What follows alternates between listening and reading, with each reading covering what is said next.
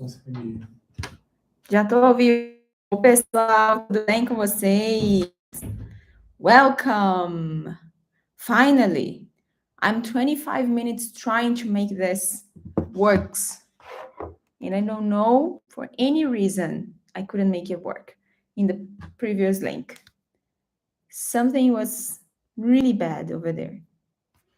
Something was broken. So I hope we can have people here with us because we are going to have a nice class. Let me see if I can share my screen with you. I don't know if I will be able to do that. I don't know. Yeah, I won't be able to do that.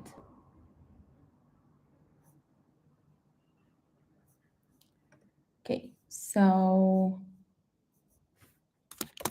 do you know, in this class, guys, we're going to talk about false cognates and true cognates, cognates in general, between Portuguese and Spanish. Yeah, so I'm a little bit off right now because I was very angry, upset about the other link that wasn't work. We scheduled that, we sent many emails, everything was set for that, and I don't know, the software we're using was not working. YouTube was not working. I don't know what happened, okay? Can you hear me well? You guys that are here, can you hear me well? Well, in this class, we are going to... Hola! In this class, we're going to talk about cognates and false cognates in Portuguese and Spanish. Tô aqui as I can. Olá, olá. Okay. So my question for you before we start is, do you know any false cognate between Portuguese and Spanish? You guys are here on Instagram. I'm just doing that to uh, to invite you to join me on YouTube. Okay, so you're having a live class over there. Okay, so no, I don't want that. Try something. Okay. Yeah, embarazada is one of them, but we're gonna talk about it later, okay? So I want to see if I can show you my screen here, but I think I won't be able to do that. Do you know, guys, if I can show my screen here in the YouTube Live? Because normally I use a software, so you can. Anyway, I don't think I can. That's horrible. Oh my goodness. Ah, it's a tragedy. Anyway, vamos lá. Okay, so is there any upper here? Anyone from Yes Portuguese full program? So anyone from our course? Is there anyone here? Any student? I saw in the other link that Charles were here. Charles is a Yepper. I don't know if any of you that are here is a student of our full program right now. If you are, comment. Eu sou Yepper. Okay? You guys that are here on Instagram, you are very welcome on YouTube. You have a better experience over there because I'm talking to people on YouTube, okay? So, I'm new. Are you new as in our school? Are you new following us on Instagram, or you just joined the Speaking Portuguese project that is happening this week and you are new, you came for that because of that? Is there any yapper to be, any student, anyone that want to become a yapper soon? So then you comment, eu quero ser yapper. Okay, so if you are yapper, you comment, eu sou yapper. For those that don't know, yapper is a student of our full program. If you want to be, comment, eu quero ser yapper. Okay? If you are just a Portuguese lover, Portuguese student, comment Portuholic. I used to use that, Portuholic. Someone in the past, in our past live classes, a few years ago, used to say that, created this word, Portuholic, and I love it. Anyway, guys, my question for you: what are cognates in a language? Do you know? Do you know what a cognate is? Any ideas? Ah, aqui tem Yapper. Oi! Tem gente aqui no Instagram acompanhando. Vamos lá. Do you know what a cognate is? Well, a cognate is a word. So cognates are words that share common region. Okay? Look like, seems to be the same thing. And often they mean pretty much the same. You know that that Portuguese and Spanish, they originate from Vulgar Latin. And because of that, cognates between these two languages are very common. You know, there are so many cognates. And yes, similar words, sound, or spelling, different meaning. That is the meaning of false cognates. Okay? Some words that looks similar in languages. Yeah. So a cognate, just cognate, or you can call them true friends or true cognates. They are words that seems to be the same thing and they actually mean the same thing. Okay? Pretty much the same. All right? So Portuguese and Spanish share. This is something very, very important. And maybe it's new for you. Portuguese and Spanish share approximately 90% of their lexicon. Did you know that? Did you know that Portuguese and Spanish were so close like that they share 90% of their lexicon, of their vocabulary? Because but that is not so expressive because we have to consider the user choices, the communication, the speaker's choices. So not every time we'll be using the same these cognates, these true friends. Okay. So I had prepared for you, but I won't be able to show you here some groups of Portuguese and Spanish true cognates. So similar words with similar meaning, okay? And there are some rules that I could show you, you know, for you to see the changing in the ending of some words, just for you to see that sometimes just a small changing, but the meaning is the same, okay? So I won't be able to be sharing that with you because I'm using YouTube, not my software, but I'll try to write for you, okay? What about Gaelic and Portuguese? Have you explored these? Not yet, but we'll take a look. Okay, so in Spanish, you have words that end in, for example, in this termination, sion. I'm using the comment section, okay, so you can check there. Sion, like resolución, acción, condición, relación, atención. And in Portuguese, we have true cognates, but the ending just changed for são. Instead of sion, in Portuguese we have são, using C cedilha and this nasal vowels, okay? So, for example, in resolución, in Portuguese we say resolução. In acción, in Spanish, in Portuguese we say ação. In condición, in Spanish, in Portuguese we'll say condição. In relación, Portuguese will be relação. In atención, in Portuguese, atenção. Okay? So, for example, just let me write one example for you in the comment section. Okay? So, another one is when we have Spanish words that ending in sion, but written with S. And in Portuguese, we change that for são, written with S or with double S. So, for example, in Spanish, you have words like precisión, and in Portuguese, we say precisão, okay? Or missão, and in Portuguese, we're gonna say missão. Cool? Right? So pay attention with one pronunciation tip here. In Spanish, you have one S, like between two vowels, like in precisión, and you still say precisão, oh, precision with the S sound. In Portuguese, we have one S between two vowels and we pronounce precisão. Precisão with a Z sound. Okay?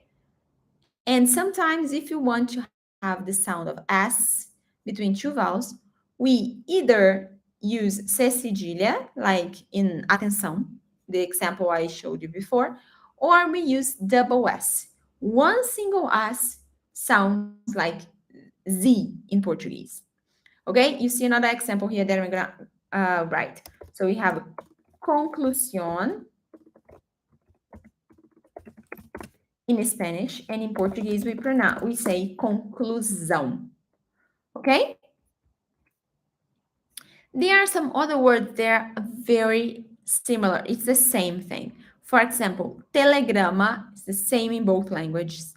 Pictograma, diagrama, programa, sismograma. Words ending in grama tends to be the same thing in both languages. Maybe you have a difference in pronunciation. So I said diagrama, for example.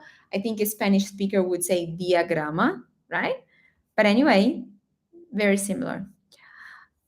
When a word in Spanish adds in dad with a D, a mute D in the end, in Portuguese we have the ending dade or dade.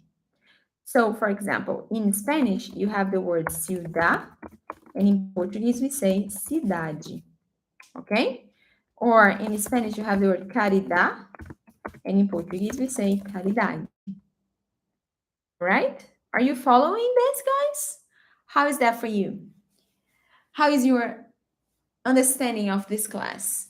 Easy, difficult? Are you with me? Are you following what I'm saying? I need your comments.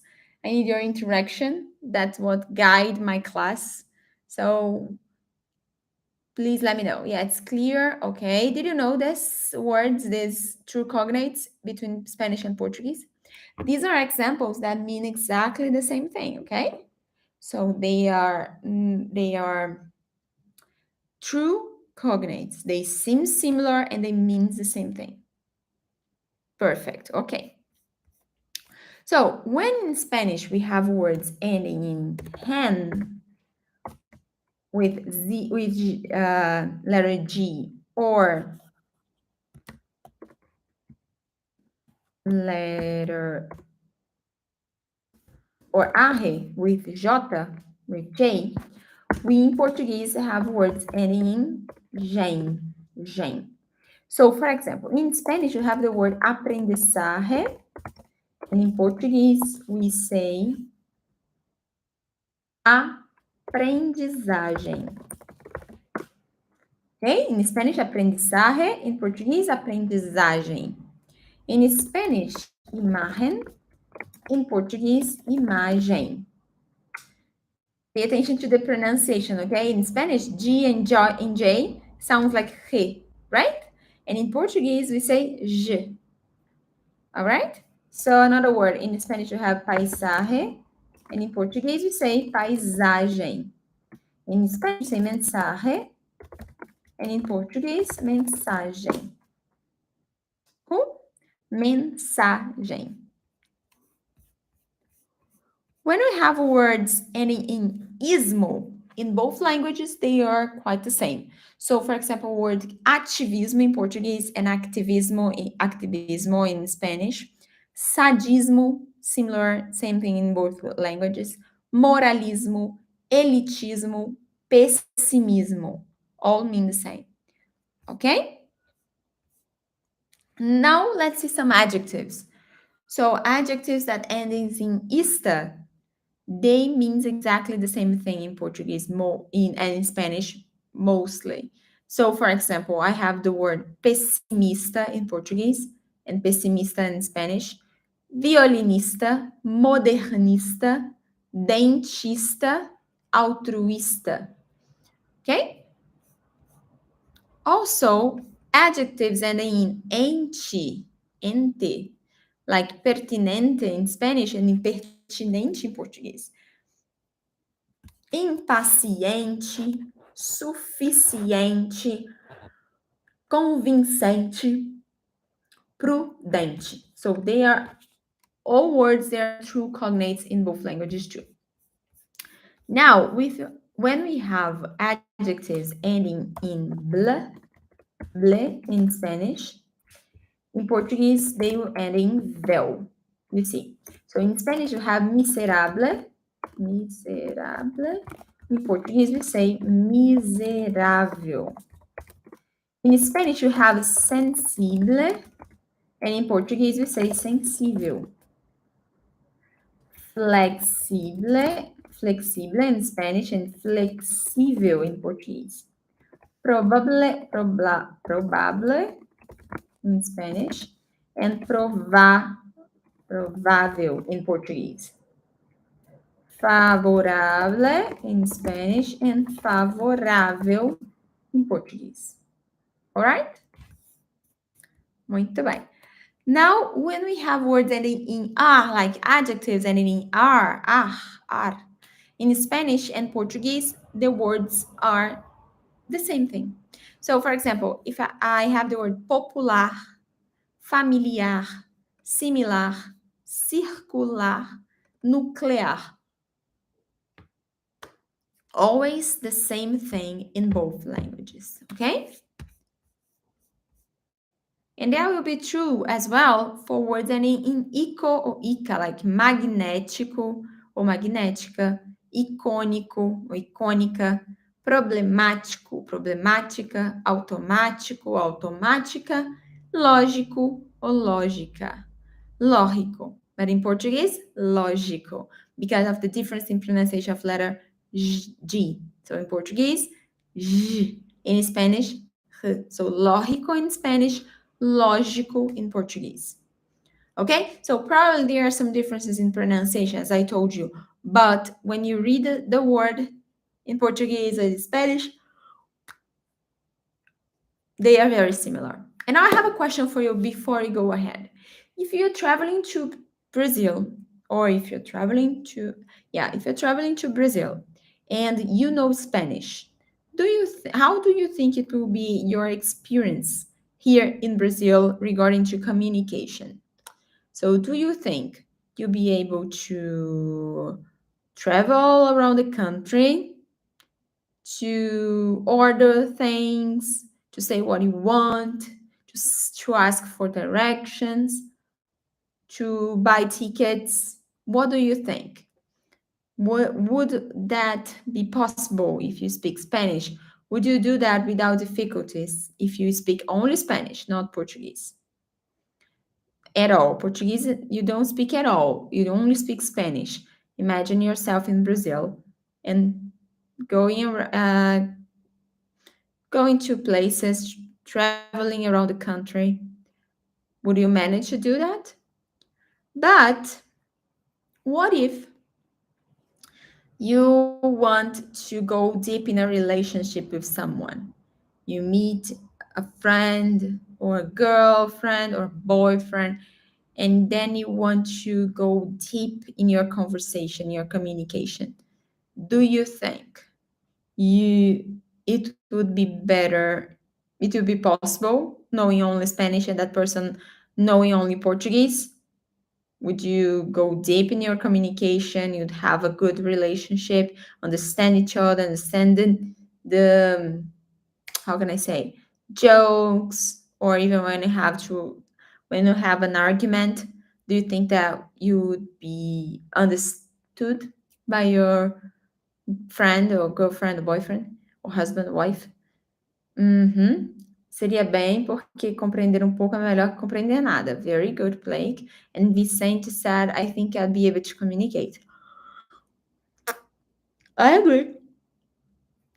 I I agree totally. You'd be able to communicate. Yeah. You'd be able to talk in basic situations, survival situations. But I think if you wanna, não habría problemas, por supuesto. Se alguém quer um profundo conversação, é melhor falar a mesma língua, melhor entender cultura. Makes me believe Brazilians understand me. Yeah, we probably understand you.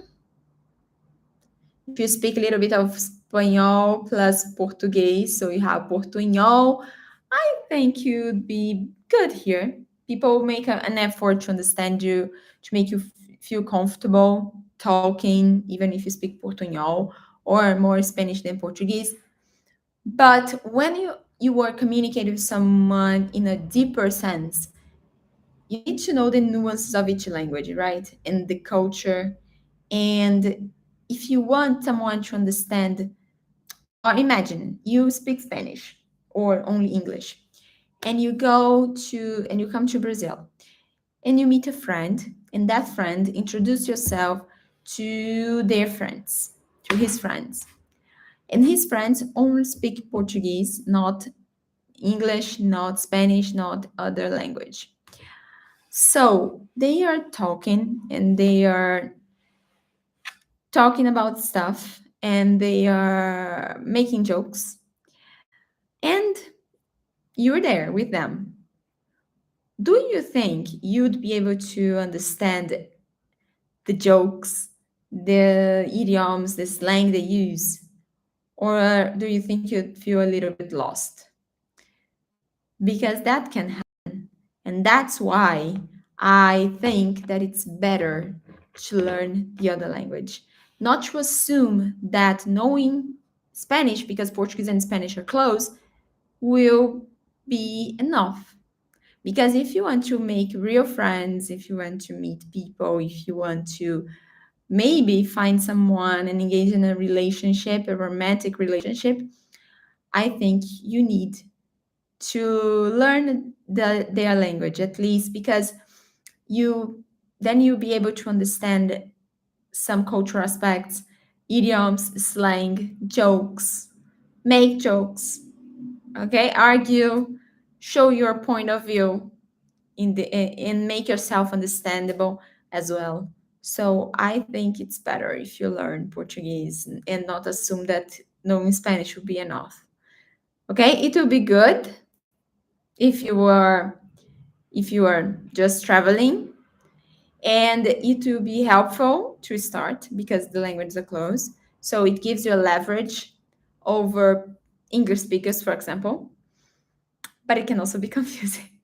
It gives a leverage, but it also can be confusing because you know they are so close and they are the false cognates that we're talking about. So when you look to the true cognates, it's perfect because there are so many words that looks the same, and you just assume that, yeah, I'm fine because there are so many vocabulary that both languages share. So that's enough, that's good. I'll be safe, I'll be fine traveling Brazil, meeting people in Brazil. Okay, so but when you face what you're going to see next, you think, oh my goodness, what if I'm talking to someone and then I just use a false cognate? And then people can laugh, people can, you know, not understand, and then you feel that weird weird situation. So, Blake saying, melhor aprender português, por exemplo, muitas coisas e frases diferentes entre países que falam espanhol, e ainda mais entre países que falam espanhol e português. And imagine that it's even difficult, more difficult, because when you compare Portuguese spoken in Portugal and Spanish spoken in Spain, for example, they are close. They are both in Europe, right? But if you compare Spanish spoken in Spain and Portuguese spoken in Brazil, you see there are huge way between them. And when you compare Spanish spoken in Latin America, different countries in Latin America, and Portuguese spoken in Brazil, there are also a huge uh, way, a huge difference between them, in a long way. And assuming that for us, for example, in Brazil, if we learn Spanish and we don't learn some important differences there exist in accent or vocabulary choices, in Latin American countries and we travel from one country to another, of course we'll be able to communicate, but it would be better if you knew some cultural aspects before. Don't you agree? Anyway, I'm talking that just to introduce the false cognates, okay? So I'm gonna say the word and you tell me what it means, okay? What do you think? So I'll say the word in Portuguese and you tell me the meaning, or the word in Spanish, the correspondent word in Spanish. If you're with me, just let me know in the comment section, okay? Let's say deal or show me a thumbs up and let's do this exercise together. I'm gonna start telling you the word in Portuguese and you tell me uh, the equivalent in Spanish, okay? So it can be a false cognate or not, all right? So let's begin with acordar. Acordar. So how do you say, so do you have a word that is similar to this one in Spanish? And what is the meaning of this word? Or how do you say, sorry, what is the how can I say that?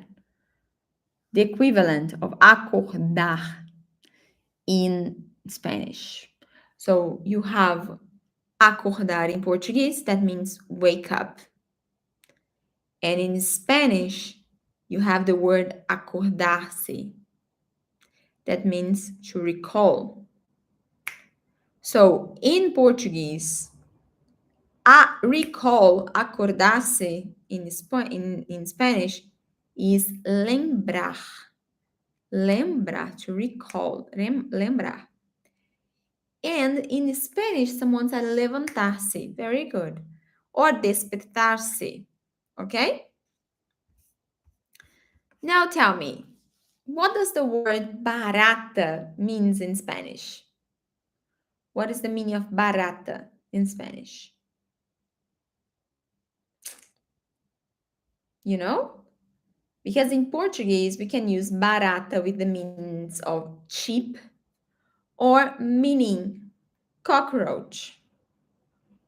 Yeah, cheap. So in Spanish, it's only cheap, right? And to say barata, cockroach in Portuguese, in Spanish you say cucaracha, right? You want your lipstick? Thank you. Lipstick in Portuguese is batom. It's the French word batom. Yeah, cucaracha. It's the cockroach in Spanish. In Portuguese, we say barata. And we can say, for example, essa flor é barata. This flower is cheap. Or you can say, eu vi uma barata no chão. I saw a cockroach on the floor. Yeah? Okay, very good. Now we have the word cadeira. Do you know what it's mean? What does it mean? Cadeira. We have cadeira in Portuguese and cadeira in Spanish. So what is the meaning of cadeira in Portuguese and cadeira in Spanish? Do you know? So yeah, in Spanish it means hip, and in Portuguese it means chair. So in Portuguese we say cadeira, but with an I. So cadeira, let me write it here. Cadeira means chair. And in Spanish, cadeira means hip. Hip in Portuguese means quadril. And chair in Spanish, silla, right?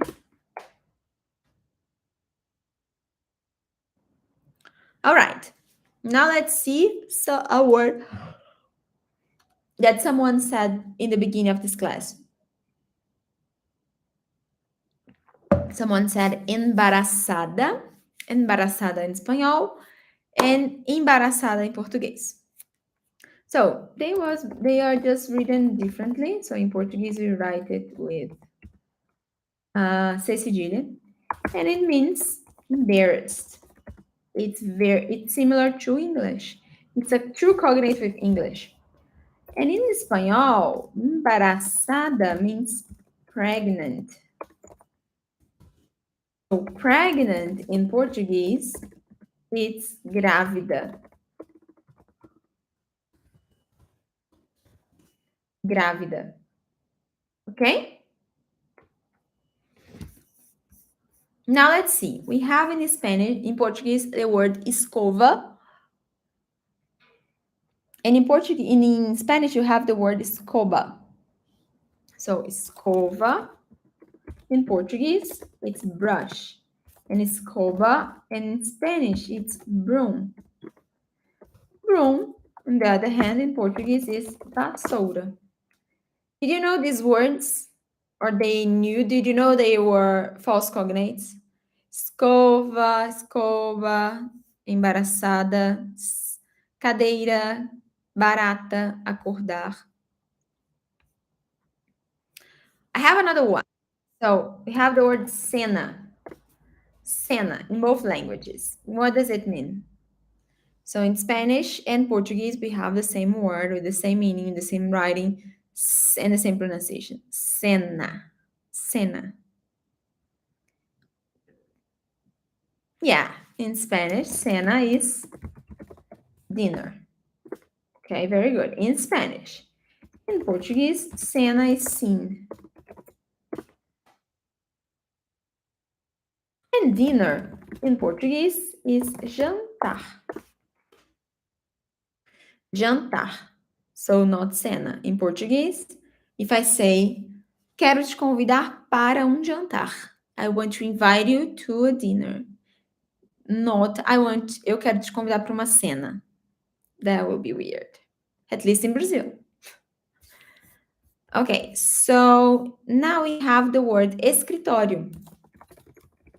In Portuguese, escritório means office. And in Spanish, escritório means desk. Right?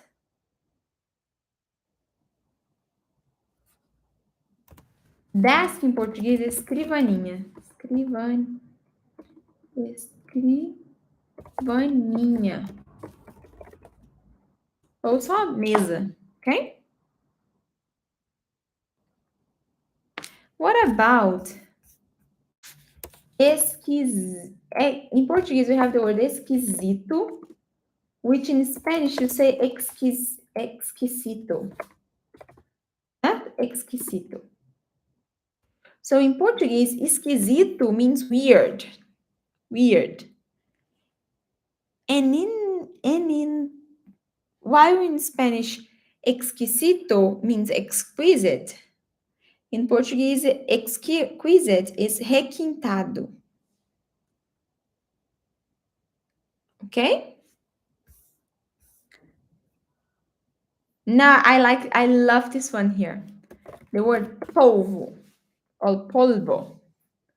In Portuguese, polvo it's octopus. And in Spanish, polvo is dust. Or any other kind of, yeah.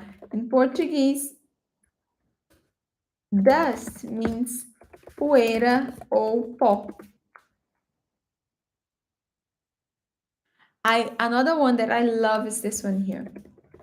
Propina. Propina in Portuguese means bribe. In Brazil, not in Portugal, okay? In Portugal, propina is something else. In Portuguese, propina means bribe. And in Spanish, propina is tip. And tip in Brazil is gorjeta. Gorjeta. So, if you come to Brazil and you say, eu quero dar uma propina para o garçom, for example, I want to give a tip to the waiter, that would be totally weird because propina in Brazil means bribe. Okay? So don't give it to anyone, please. Especially not to a cop. Another one that I love is this jato, or in Spanish, rato. So in Spanish, rato, it's a little while, it's a moment, right? In Portuguese, rato, it's a mouse. So rato in Portuguese, mouse. In Spanish, rato, it's a little while, a moment. So rato in Portuguese would be momento, rápido, okay? Okay, so the last one we have today is ruivo in Portuguese, which means red-headed, head, and rubio in Spanish, that means blonde. That's also funny because you can say she is, in Portuguese, ela é ruiva, and if you speak Spanish, you could maybe understand that ruiva, it's blonde. But instead, I'm saying that she has a red hair. All right. So, and in Spanish, you say rubio if someone is blonde. And blonde in Portuguese is loiro or loira. Okay.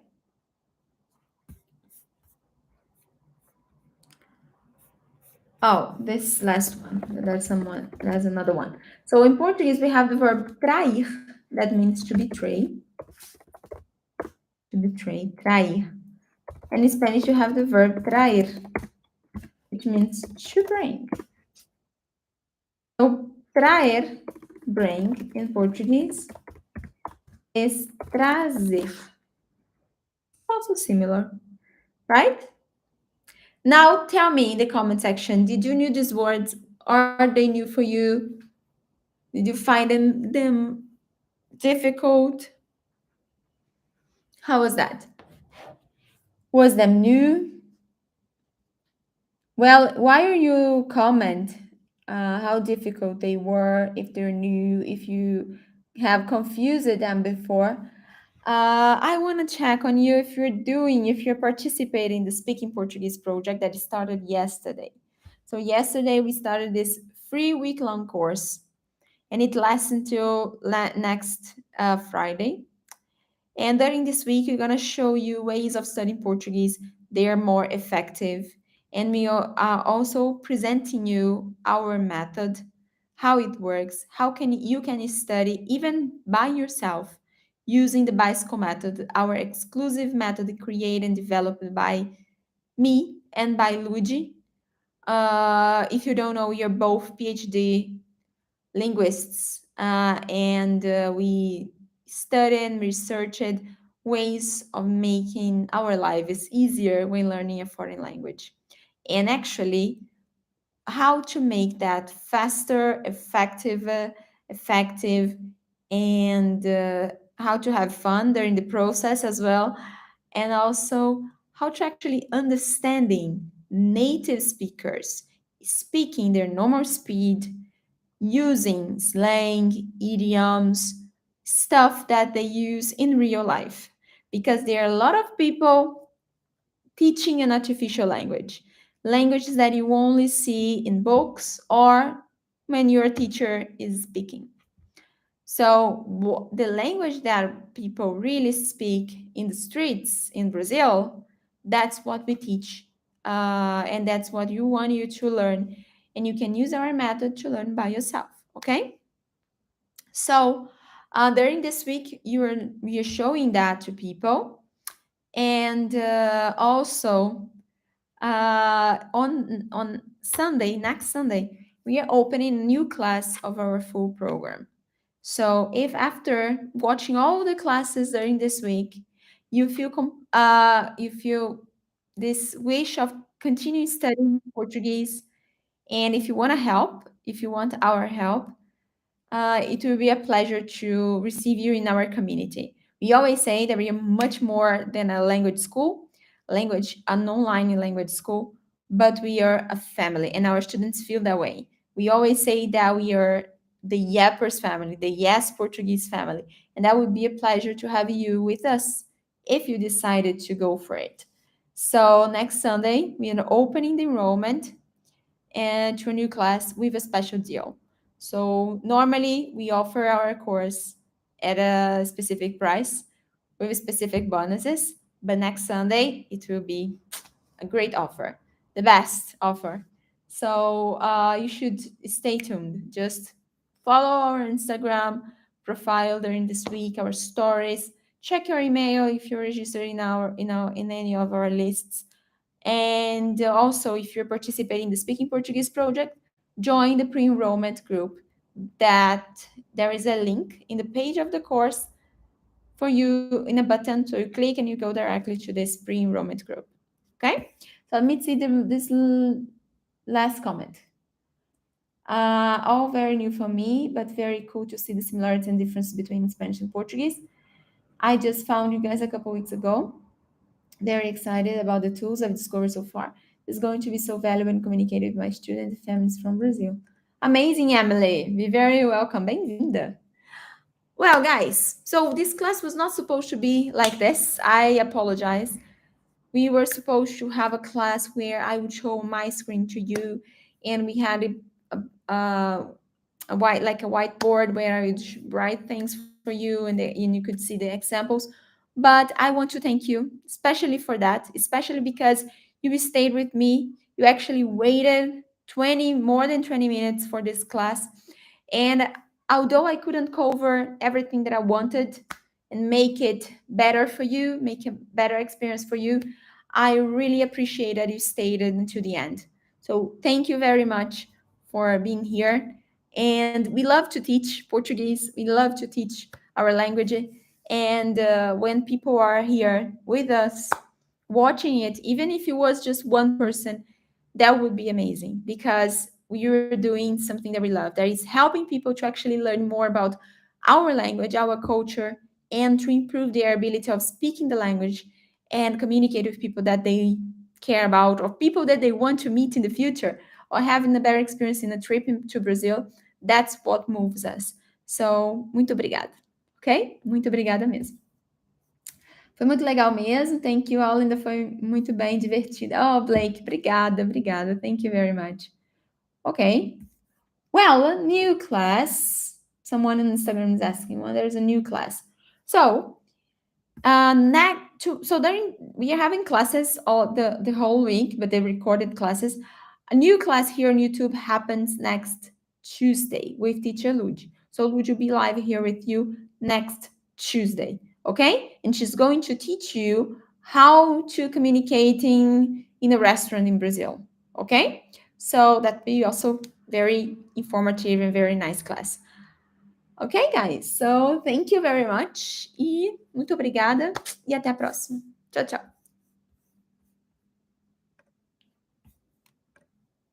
Tchau, pessoal.